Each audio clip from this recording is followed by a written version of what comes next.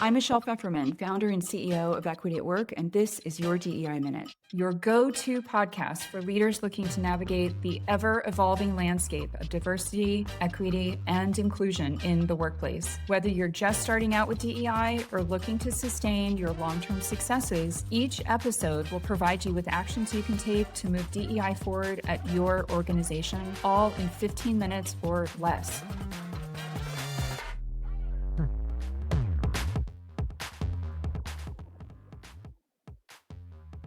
Before we get started, this is Michelle Pfefferman, and I'm really excited to let you know that my new book, Do DEI Right, is now available. This is your guide to the Equity at Work maturity model, which shows leaders how to make DEI part of every day and drive great results. You can get your copy through the link in the show notes or wherever books are sold. Hi, so in this episode, I want to do a little bit of a deep dive into DEI in the hourly workforce. We find so many times that people think of DEI as purely a corporate initiative, something that's only for the corporate office, that it's not something that's feasible or viable to bring out into the field, whether you be a retailer with a lot of stores, whether you've got, logistics, distribution centers and service centers, call centers, or some other sort of field-based operation. And I really, really like challenging that thinking because we have worked in a number of environments where we have brought DEI into the hourly workspace, where really like 99% of the employees are hourly, and it has had a tremendous impact. So I'm constantly encouraging people that have workforces out in the field to make this a priority, get creative, and figure out how to make it happen. The struggle of this, of course, is it's an hourly workforce. So how do you get time off the floor for people? A lot of times people they don't have computers to be in front of. So how do you get things to them through other methods without interfering with their personal time? How do you set expectations around participation when local managers may feel like they need to be able to, constantly pull people based on demand, pull them out of some of those commitments? And your workforce in the field may be incredibly large. Some people have 90+% of their workforce out in the field. So that can feel like a huge investment of time and money. But I still believe to my core that it is possible, that there are ways to do this. And the benefit there is just tremendous.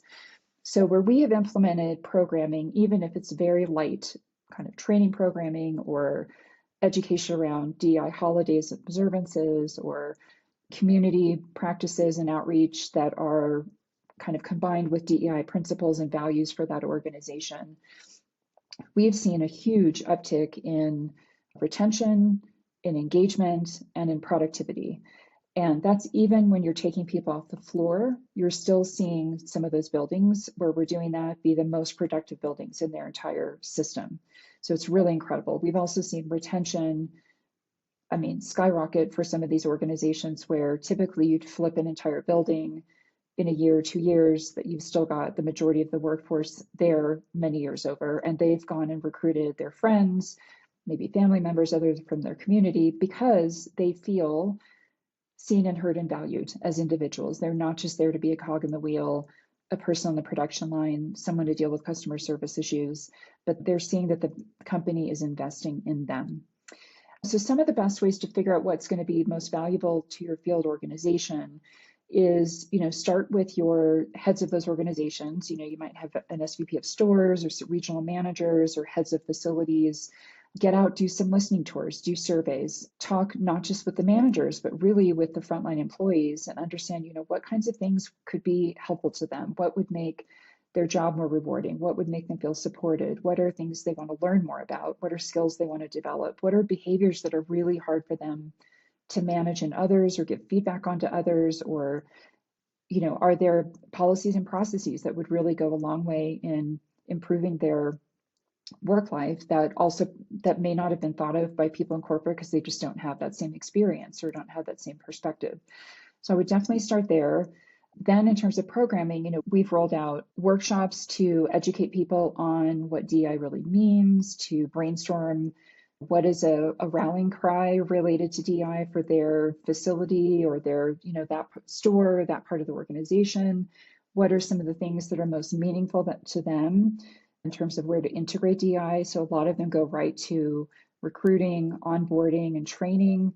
Some really like, cultural events and observances, and they want to use that to highlight different employees in their organization who come from those cultures or have something really amazing to contribute.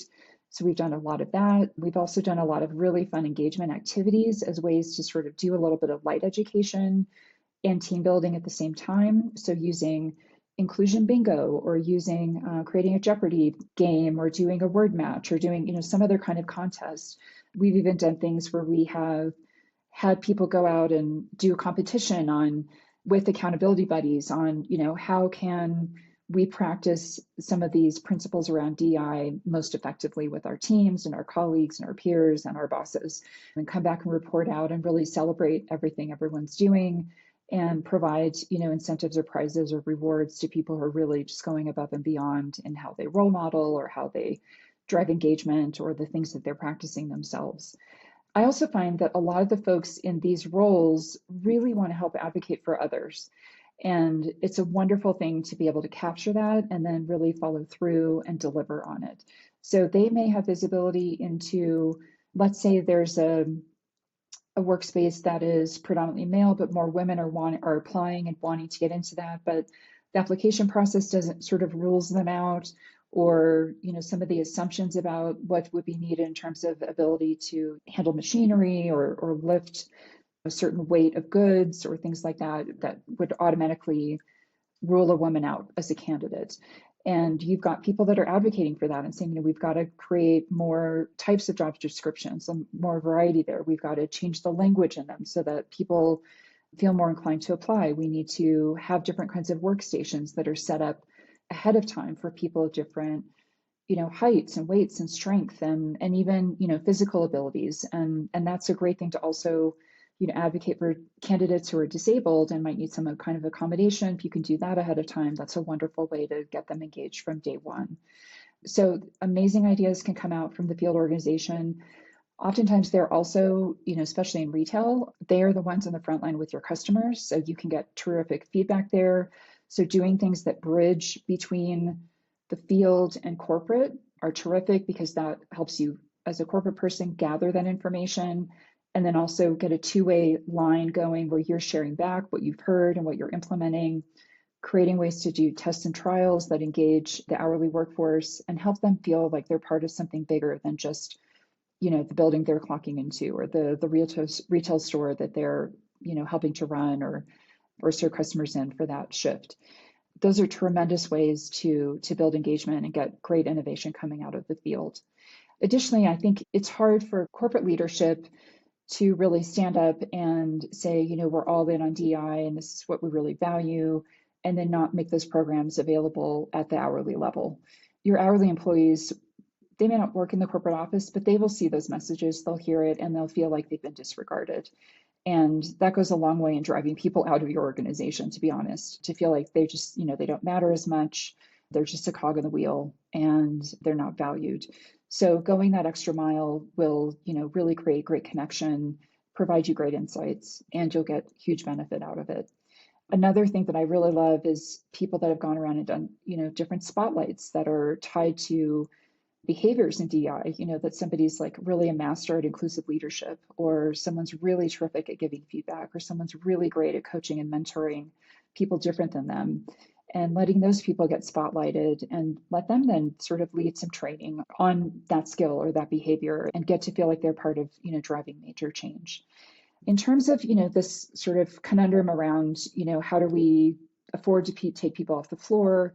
I think there are also very creative ways to do that. You could do something very short and targeted over a 30-minute period. Maybe you bring in lunch and do it over that time. So then you're providing lunch and you're kind of doing two things at that same time, which is also a treat. And it's a way to socialize and have people interact and network with each other while they're learning. You can certainly provide things that are posted around the buildings or provided in text messages, make those optional to read. You don't want to have to mandate that people are using their personal devices off hours for company work, but just, providing just really simple ways for people to explore where they're curious if they want to learn more.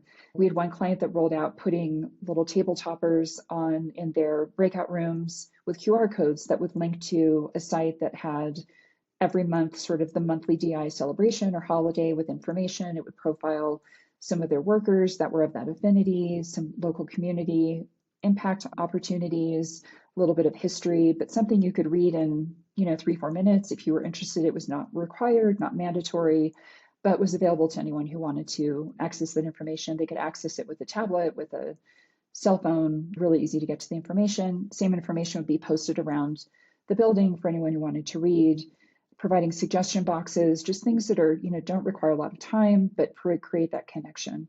In closing, don't forget about your hourly workforce. Odds are they're the ones driving the majority of your revenue.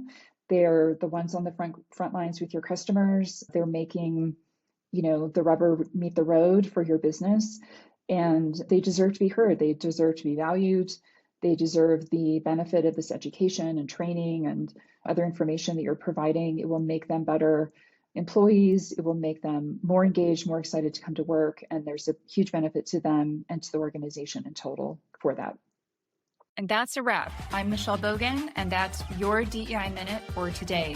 Thank you so much for listening. Please be sure to follow us wherever you listen to podcasts, and don't forget to leave us a review. If you ever have questions, please visit our website or send us an email.